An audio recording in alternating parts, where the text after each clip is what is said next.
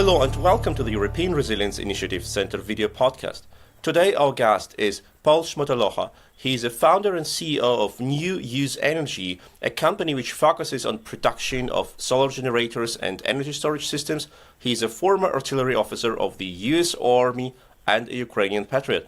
Welcome, Paul. Thanks for having me, Sergey. I followed you for a long time now on Twitter, and I want to just thank you for so much of your amazing reporting. Thank you so much for your kind words, Paul. And we have got in contact several months ago as you have donated a power storage system for the Ukrainian army, which I brought to the frontline in Ukraine. And that's how I learned that you supply the Ukrainian army with these power storage systems. How did you come to this idea? Well, my company was founded to build mobile solar plus battery generators, which it was really founded because a lot of the technology was changing. The cost and the quality of lithium cells and the safety had improved dramatically, and then also in the power electronics, but nobody had built it into very robust professional grade type of mobile solutions. And we were already active in the disaster relief area. That's kind of where we founded the company, responding to hurricanes and wildfires, tornadoes, and the like, initially in the United States. We're based in Arizona and in Washington State. And so when Russia launched the full-scale invasion in February 2022, I immediately received a call 6 hours later from one of my NGOs that I work with in the United States called Footprint Project, and I immediately started to work with them and with Smart Aid International, a tech-oriented NGO that deals with technology after disasters. And Footprint Project does clean energy for disasters, and we immediately mobilized Shachar Zahavi in Tel Aviv with Smart Aid, Will Heegard in Louisiana with Footprint, and they started pulling in donations, a GoFundMe campaign, and we started moving initially all the products we could get our hands on that were 220 volts from some of our suppliers, and even sent over some 110 volt product with adaptive transformers.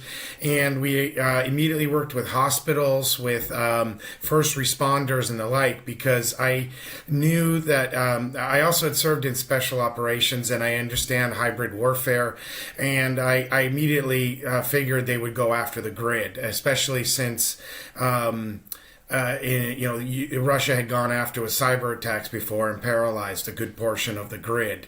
So we started deploying these systems, flying them over in the first months, and it was a real challenge. We were doing many other projects too.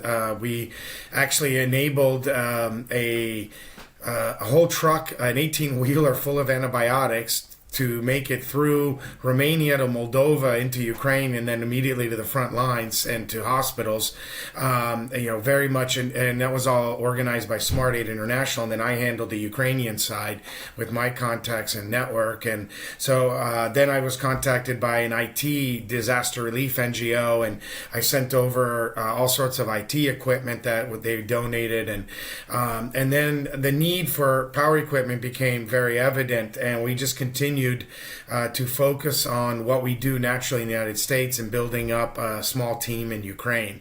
And we, together with some German colleagues from Alpha and Outback Energy out of Schwabach, Germany, we designed a European version of our originally American designed SunKit and built a number of systems. And our first couple of customers for that was Direct Relief out of California and another NGO out of New York, and we shipped them immediately to hospitals to provide backup power. And we were very timely because in August of 2022, the Mykolaiv Regional Hospital was hit directly by 2 cruise missiles, and we immediately had these systems ready to deploy thanks to these generous donors from Smart Aid and from Footprint and others. And little did we know, we started running full operating rooms in the trauma center together with Dr.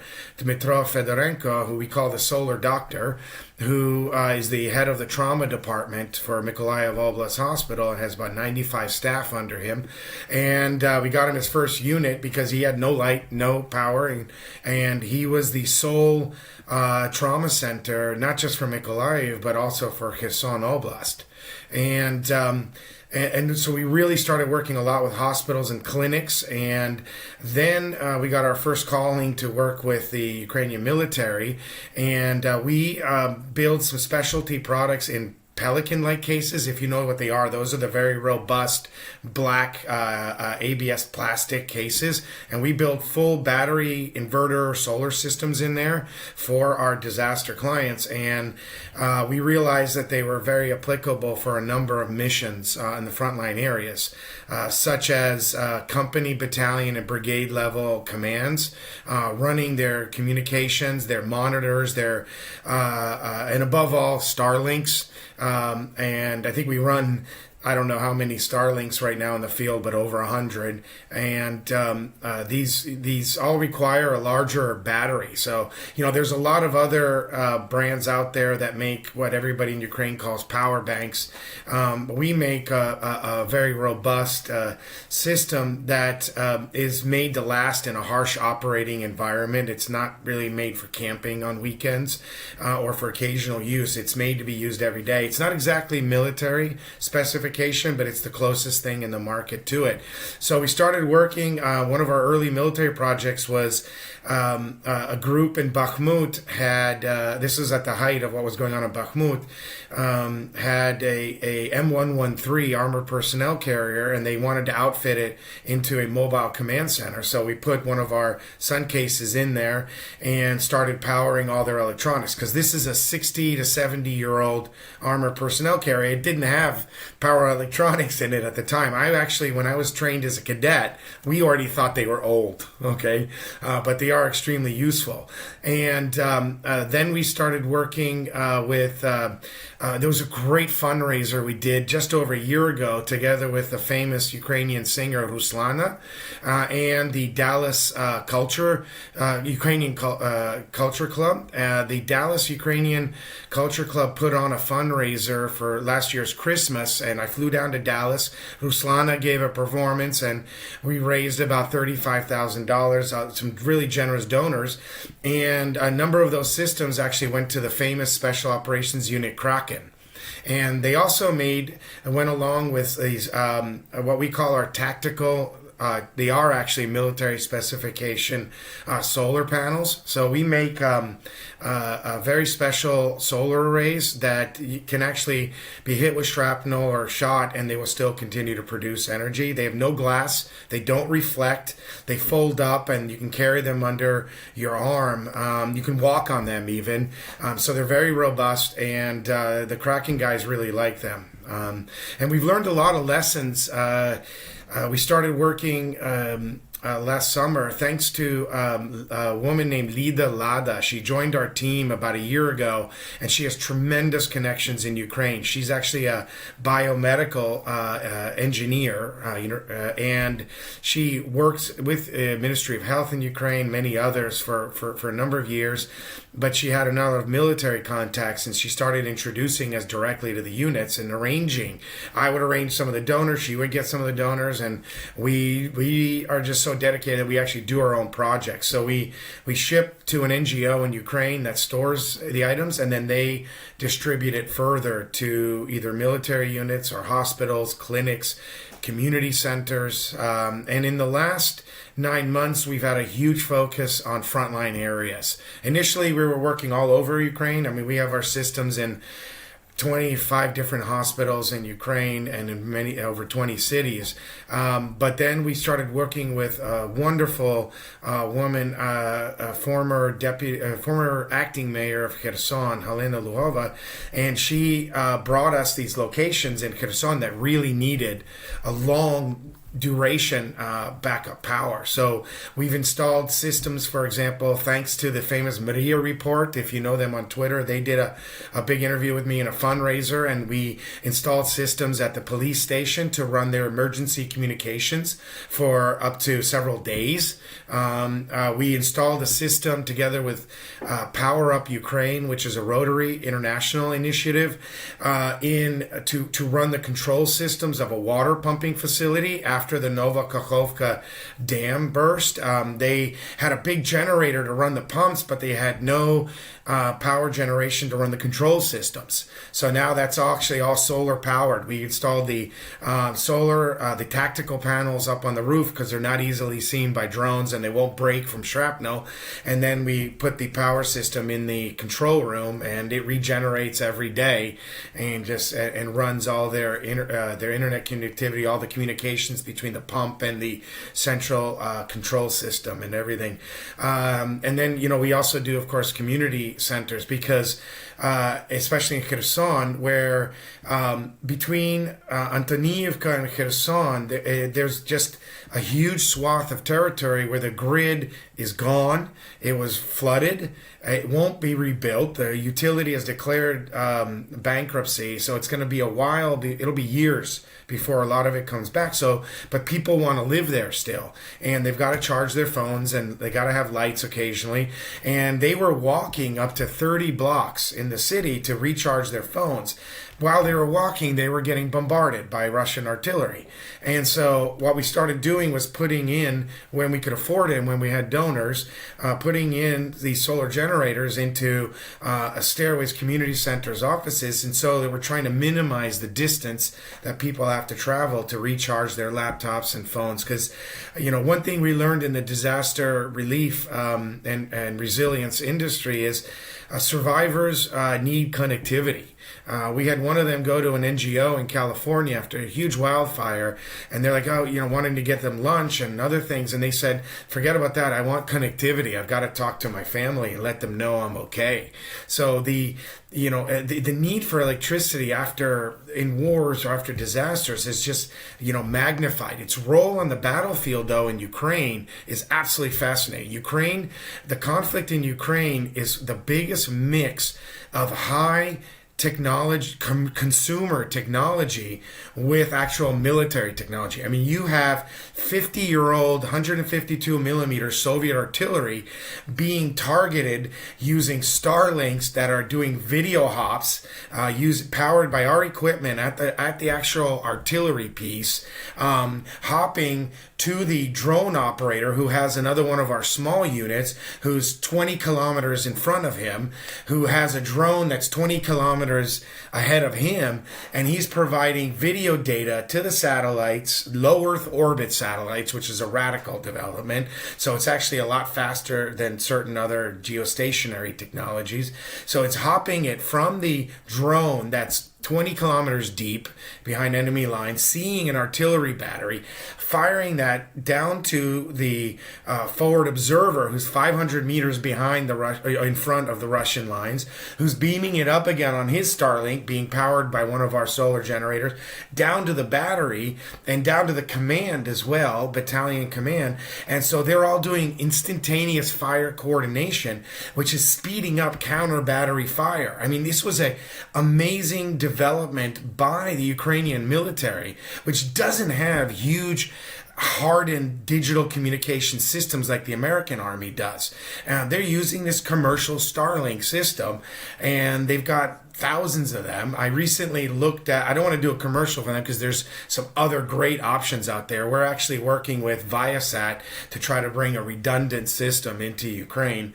But they're working with these commercial technologies, but they're providing this real-time video. So when the guys that are then up to 20 kilometers behind our own lines are seeing commercial drones, okay, that are made for originally for like we work in Hollywood with major movie studios, and we're used to working with drone charging, but that's to do a movie shot, But these guys are taking that video and they're providing this real-time video data. They're seeing that Russian battery so quickly after they're firing, and boom, they're getting hit with counter battery fire.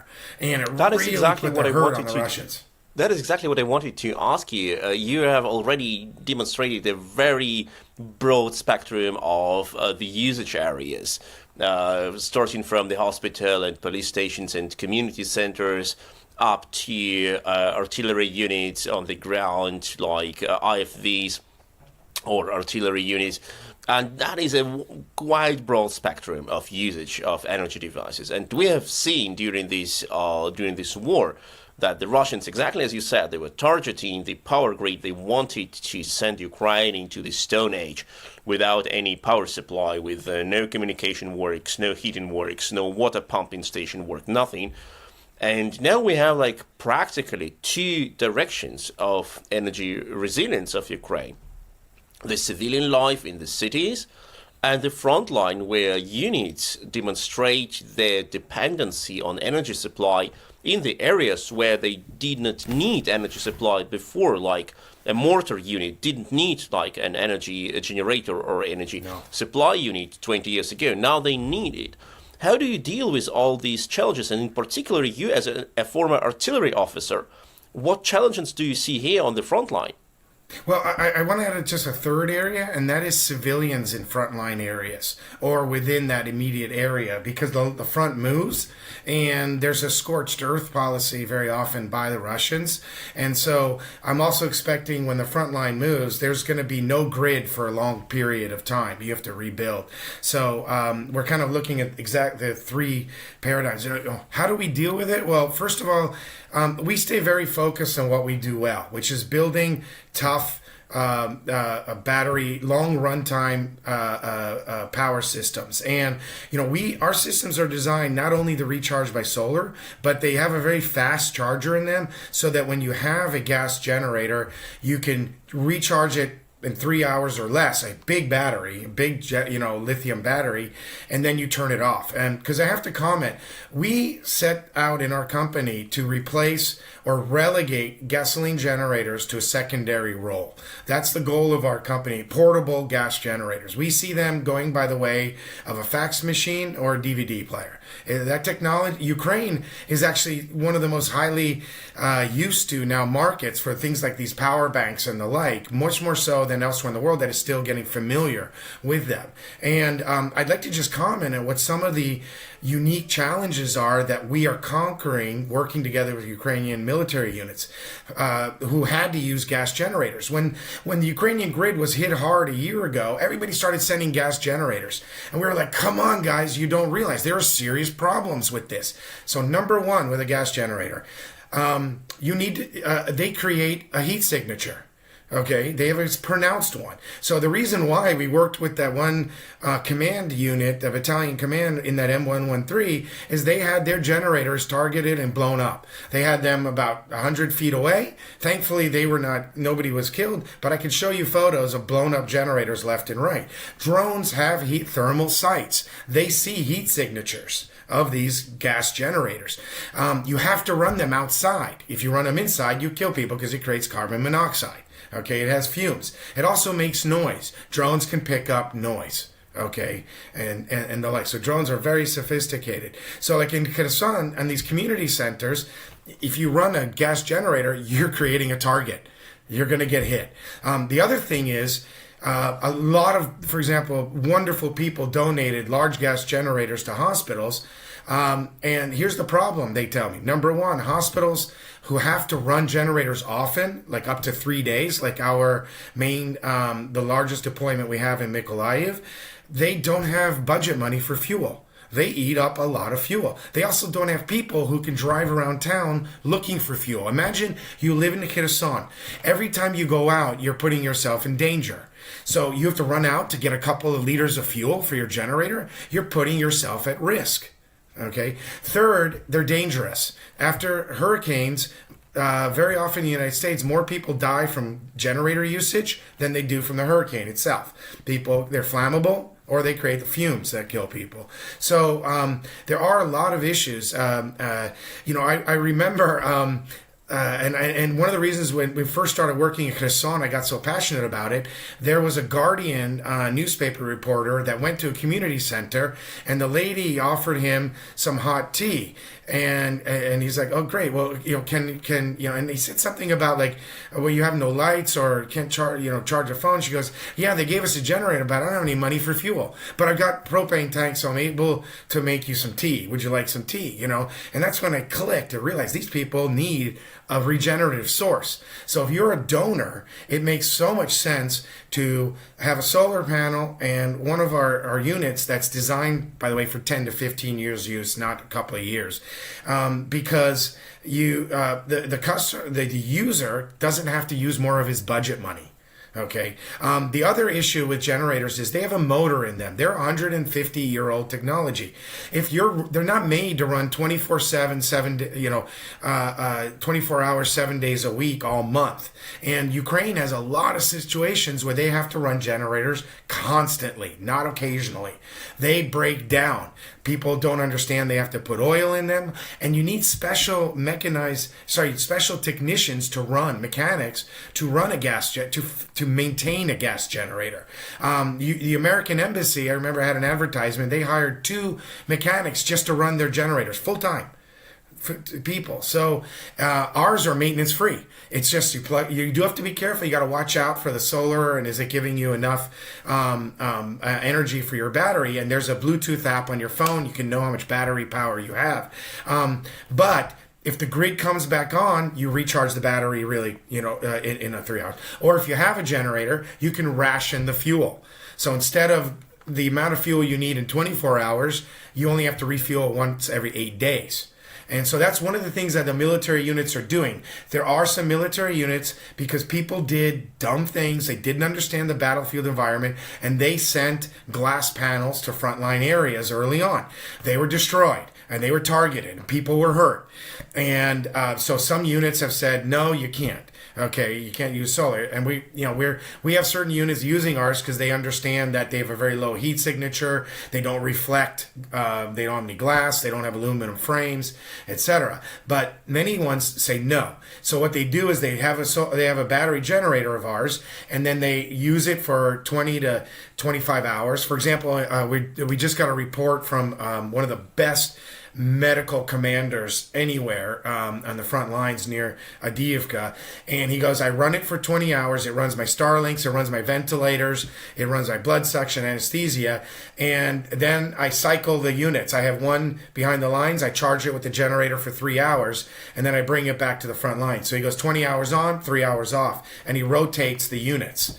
So people have adapted tactically to be safe. And one thing I want to comment, there's so many things I never thought I'd be running artillery targeting systems, but also Lida Lada, who I said works on our team, she helped rewrite the blood storage law of Ukraine. There were some real issues where blood was not allowed to be stored near the front lines during the very good part of this conflict. It only recently changed.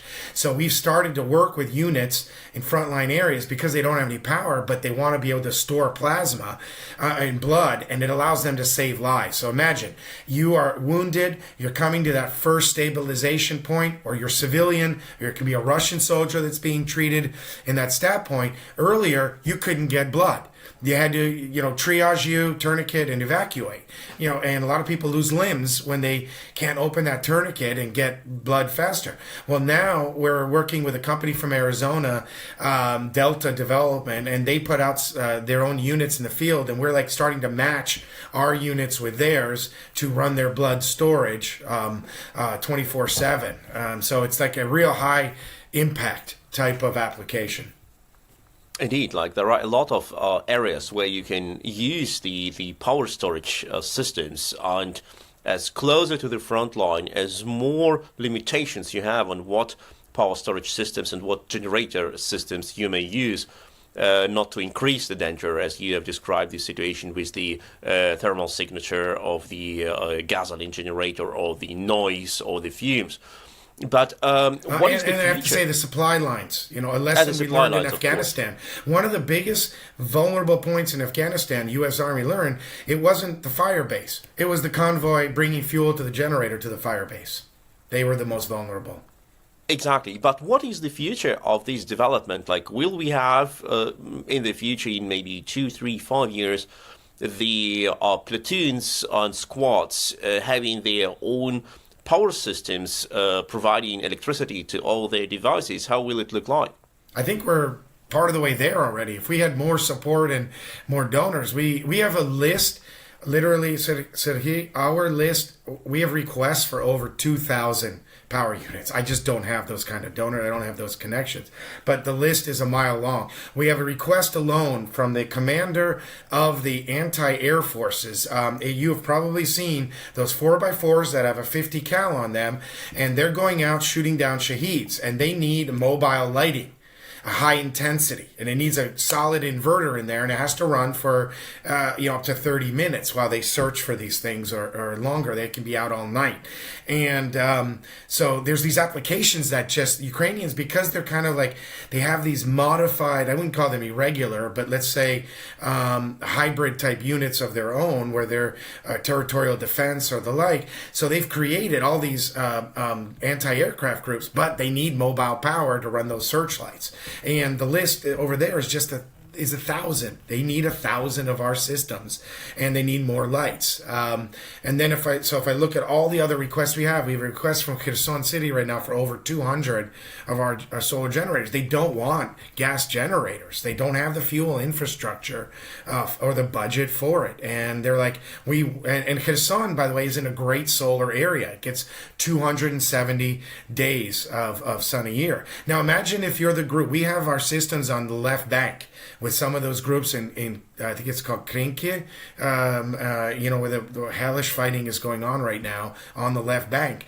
You can't ferry fuel over the Dnipro. Every time you're going over the Dnipro, you are putting a boat and an operator at risk. So you got to bring ammo. Your priority is ammo and food and water, not fuel for power. But you've got drone operators there, so they bring our stuff out, they bring the solar panels, they hide them, they recharge with them, they love them.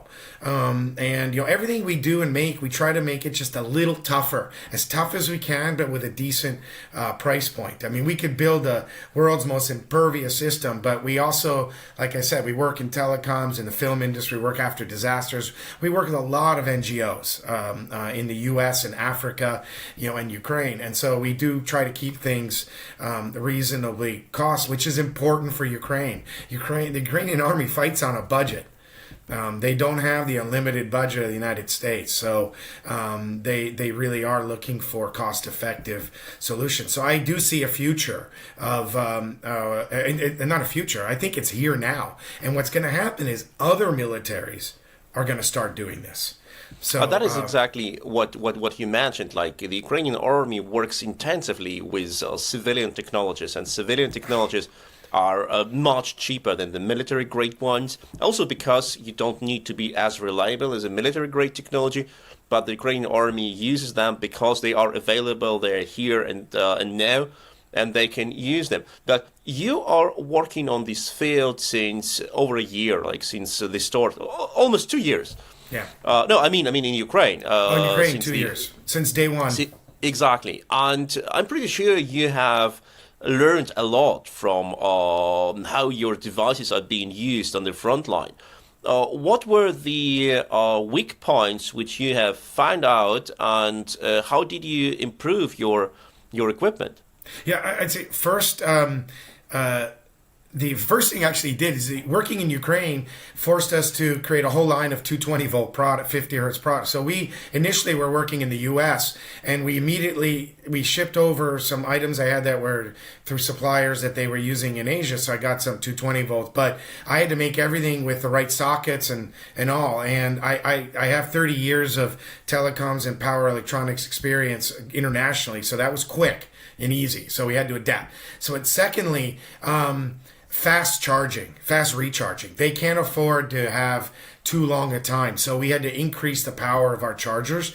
Third, we initially used external chargers, which are very robust and quick. But we realized we really need to just have a power cord that can go into the unit. We had to really build the charger inside, and we didn't initially do it because it creates a lot of heat, and heat causes components to fail, so we avoided it.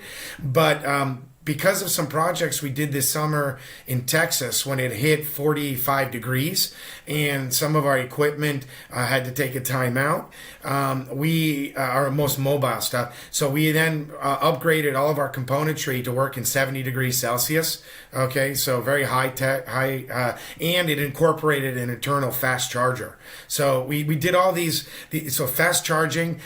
We really nailed it though on the cases. Our cases have done extremely well. The only thing we're doing right now is we're also shrinking some of it. So we designed some larger systems initially. We can do the same battery power, more inverter power now with the new inverter technology we have, but we're actually shrinking our 2.5 kilowatt product by 40%. And we think that's going to be a major impact product in Ukraine. The right carrying handles, because people don't want to bend down. You got to have an easy way for the guys to grab it and go. We have had one of our units that was with Kraken in Bakhmut was blown up. It was in, thankfully the operators ran out of the building, and the building itself was hit. I think it was a recon team. Sadly, one of the units, a recon team that had one of our systems, they lost their lives for artillery. They were doing some drone work, and they traced the drone back to them, and that was on the left bank. So I just want to, remember those 4 fallen heroes, because they're part of our family and our user group. But I'd say, really robustness, size, fast recharging. We did nail it on the panels. There's no better panel technology. Although recently I've brought in some amazing new solar panels. They fold up, they're 100 watts, and they fold up into a book size, and they weigh about 1.2 kilograms. And it's 100 watts of solar. It's absolutely crazy thin. And we're working with a really cool group out of Germany, and they sent us 4 samples, and we're trialing them. We're going to be sending them to the Kraken guys soon for them to trial out. So yeah, technology, thinner panels would probably be the other area we're innovating. That sounds absolutely amazing. Do you see any future for production of these units in Ukraine? Well, yeah, so on that, we actually produce in Ukraine today. So we build our largest unit, the Sun Kit. So we started with this is one that is designed to run 24/7, 365, and that is the unit that was originally commissioned by Direct Relief and another NGO. And so the one that we built in Germany, we now build in Ukraine. So we built it in Lviv, and we started with a 5 kilowatt hour, and we actually do R&D now in Lviv, and they built a portable 10 kilowatt hour solar generator, which is a big battery to have mobile and to be able to deploy. So these aren't the ones that are going to go into Jeeps or AVs. They are more for more static installations, but to be portable. So the hospitals love them. They put them on a floor. So this is like one of the differences from a centralized generator, where you don't have the maintenance guy and things like that. And actually, one of the other problems is a lot of the internal electrical infrastructure of Ukrainian hospitals and clinics is designed long ago in Soviet era. They're not designed to have centralized generators to putting a centralized feed throughout the hospital. So we put the equipment right next to our equipment right next to ventilators and blood suction and monitors and lights in the operating room. And then when they're done with the operating room, they can actually take the patient, move him into the ICU, the intensive care unit, and move the power unit with them and keep powering the monitor. So we put several on a floor, and then it moves from room to room if they need it. So they share the asset. And then they put several on each floor and up to 5 floors. So these are what we call distributed power assets. And that is actually where we want to continue to build in Ukraine. The smaller systems are neat, but to say honestly, the whole supply chain, we use very safe lithium cells, and our supply chain is kind of maximized and optimized optimize for cost. So I'm not sure it makes sense for us. I always have a rule: the smaller the item, build it in a low labor cost location. The bigger the item, build it yourself. And so we're doing that exactly in Ukraine. We are moving into larger energy storage systems from 200 kilowatt hours to 50 megawatt hours. These are containerized systems. And we have a really cool partner for this who's just a leading company. I see a great need for this for Ukraine in the future.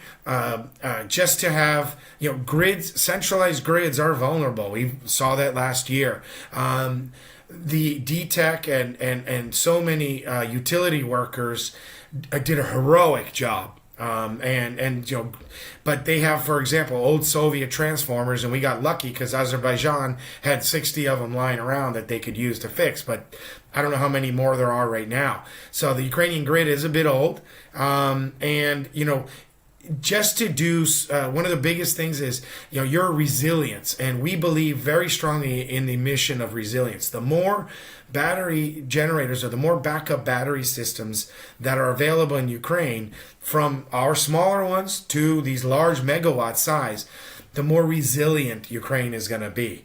And we believe in the long term that Ukraine is going to need decentralized battery storage systems throughout its grid, in businesses, in government locations and the like, because they work hand in hand with generators if you need it, or you can attach solar to them. So, imagine having lots of little solar panels. One of the things people don't understand, you can put 10 kilowatts of solar on your roof there in Germany, and then the power goes out, and people say, oh, why can't I use the solar panels on my roof? You can't. Solar panels don't go directly into your house. They go into the grid. And when there's an outage, they're meant to turn off, because if they don't, utility workers will get killed because you'll electrocute them because you're still producing electricity. So you have to add batteries to a solar system. And then what happens is the inverters are designed to turn off to the grid, but then they keep powering the batteries, and the home takes its power from the batteries. I have such a system in my house, and Ukrainians have woken up to this. There are individuals and businesses now installing that, but power needs are great, so they just need bigger and bigger batteries, and that's what we're envisioning our role in the long term in Ukraine to be. Exactly, and as you said, in the southern part of Ukraine, Kherson, Zaporizhia, Mykolaiv, Odessa, and soon in the liberated Crimea, there is plenty much of sunlight, sun hours over the year, and you can just decentralize your power system as much as you want, providing smaller communities with sustainable and resilient energy sources. Thank you so much. It was Paul Shmotolokha. He is a founder and CEO of New Use Energy, a company which focuses on production of solar generators and energy storage systems. He is a former artillery officer of the U.S. Army, a Ukrainian patriot who has provided Ukrainian Army and Ukrainian civilian organizations with a lot of power source. Thank you so much, dear Paul. Thank you for having me. Thank you for the work you do.